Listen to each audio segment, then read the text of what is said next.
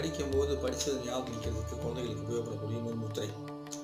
இந்த 3 விரல் இருக்கு இல்லையா, நடுவிரல், மோதிர விரல், சுண்டு விரல், இந்த 3 விரலையும் நீங்கள் என்ன பண்ணணும், இப்படி மென்மையாக தொட்டுக்கணும்.